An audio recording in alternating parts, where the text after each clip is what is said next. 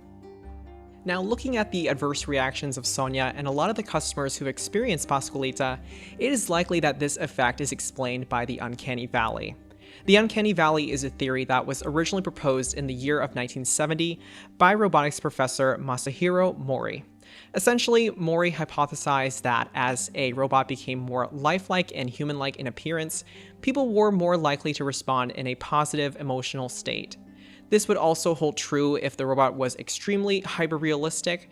However, there was in fact an area known as the uncanny valley. Now, in this area, objects are very human-like, but still have some off-putting qualities about them that make people feel uneasy. So, in the case of Pascualita, we do hit on two different aspects, because the uncanny valley does refer to objects like dolls, puppets, and mannequins, but also things like corpses and also zombies.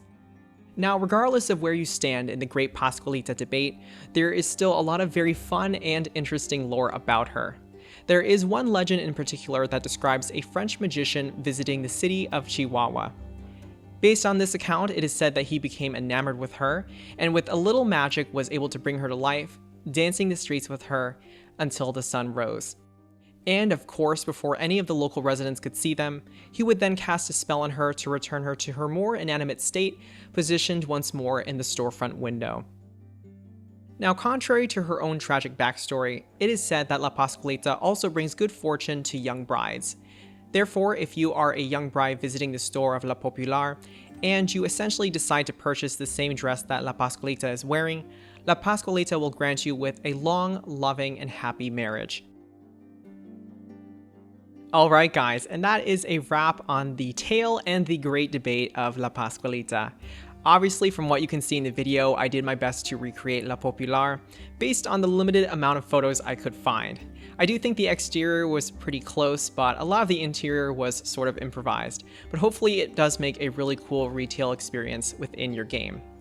Now, as a final note, I do believe you can still see her to this very day. She is on display and she is accompanied by a little bit of her backstory, but it is in Spanish, so hopefully you can find a good translator, or hopefully you are versed in Spanish yourself. Anyways, with that said, of course, with this build, this is a limited pack build. There is no CC and no mods, and this will be available on the Sims 4 gallery for you guys to use in your own game. And with that, I will definitely cue some cinematics for you guys and include the lot specs as well. Overall, I hope you guys enjoyed more creepy, fascinating lore, and of course, the speed build portion to this video. And with that, this has been towniesimbuilds signing off. Thank you so much for watching, guys.